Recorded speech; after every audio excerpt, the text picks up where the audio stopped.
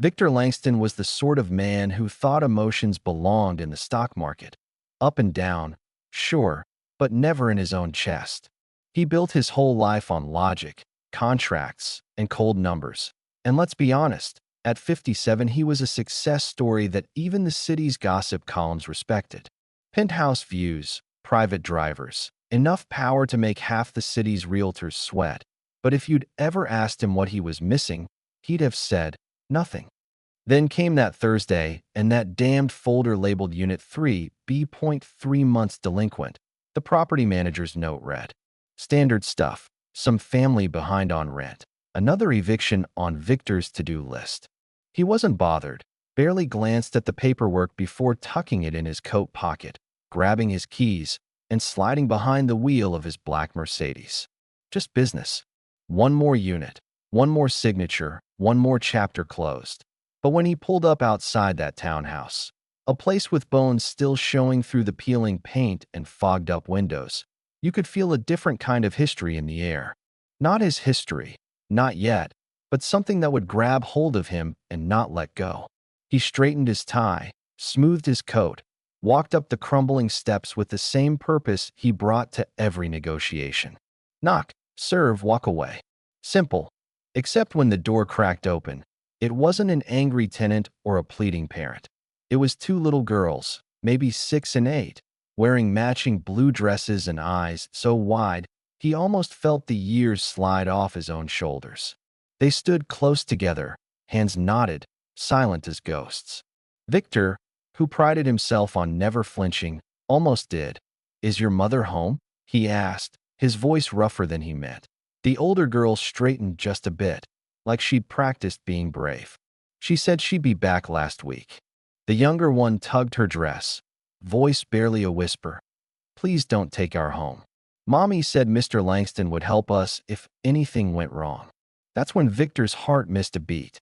Nobody called him that except, well, there was a name he hadn't let himself think of in decades. "What did you say?" His voice dropped, urgent. The older girl handed him a wrinkled envelope, his name written in handwriting he hadn't seen since he was young and reckless and believed in love. Elena Martinez. Inside was a note. "Victor, if you're reading this, it means I'm gone. I didn't want to ask you like this, but they have no one. Their names are Lily and Leah. Please take care of them. Elena." Let me tell you, the world's sharpest real estate deal couldn't have rocked Victor more than those words. He actually stumbled back, the folder heavy in his pocket. "Where's your mom now?" he managed, crouching to meet the girl's eyes. "She said she had to fix something," the youngest whispered, "but she never came back." So Victor stepped inside. The place was nearly empty. No TV, no lights, a fridge with just a carton of milk and some apples, beds made up so neat it broke your heart, a handwritten note with microwave instructions on the counter. He stood there a long minute, hand on the eviction notice. Then, without quite knowing why, he folded it in half. Then again, and tore it into little pieces that he brought them dinner that night. Watched them eat like they hadn't seen a hot meal in days, their tiny voices filling the kitchen with questions and hope. He called every hospital, every shelter he could find. Nothing. At midnight, he called a private investigator. "Her name's Elena Martinez. Find her." Quietly. He didn't sleep. He dug out an old box from his closet, photos of him and Elena, back when he wore thrift store suits and chased impossible dreams, back when she was the only thing in his life not calculated. Had she meant to tell him about the girls? Were they his? He honestly didn't know, but some part of him wished it were true.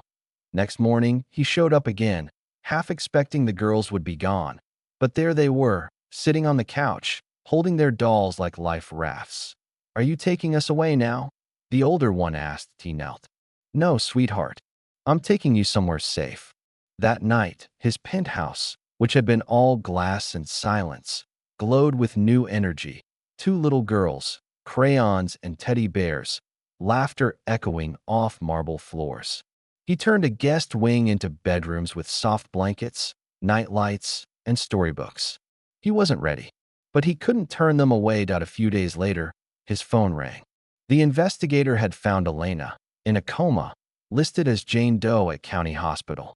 Victor drove there without thinking, and when he saw her lying there, hooked to machines, he realized how much of his old life he'd buried. He sat by her side, reading, holding her hand, whispering apologies for things said and unsaid. Then, the DNA results arrived. Victor's hands shook as he opened the envelope.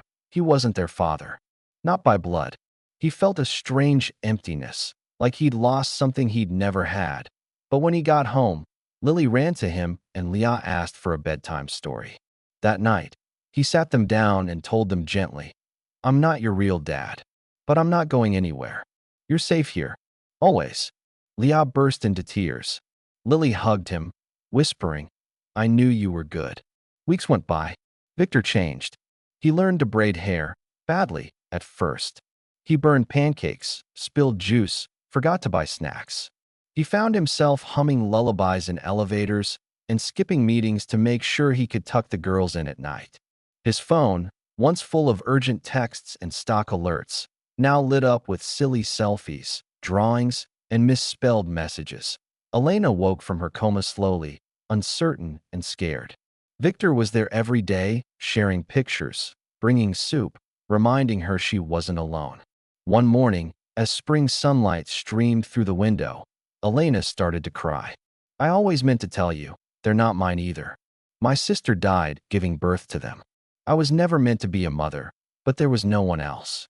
I remembered something you said a long time ago, that if I ever needed you, you'd be there." Victor nodded, memories washing over him. He remembered. He meant it. 6 months later, the adoption papers were signed.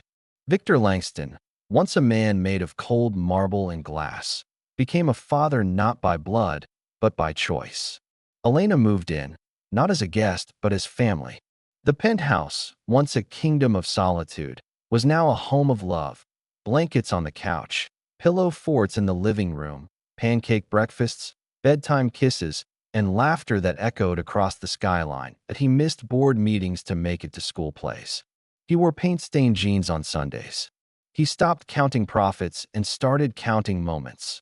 Quiet talks at bedtime, tiny arms hugging his neck, the sense that, for once, his life was full, the townhouse that had started it all. Victor kept it, turned it into a shelter for families in need, gave away more than he'd ever thought he'd own. And that's the thing nobody tells you about life. Sometimes family doesn't come the way you plan, but it shows up when you need it most. Sometimes love walks in when you're expecting to throw someone out, and you just have to choose whether to open the door. So, let me ask, have you ever had someone change your life when you least expected it? Would you open your door if love knocked in a way you never saw coming?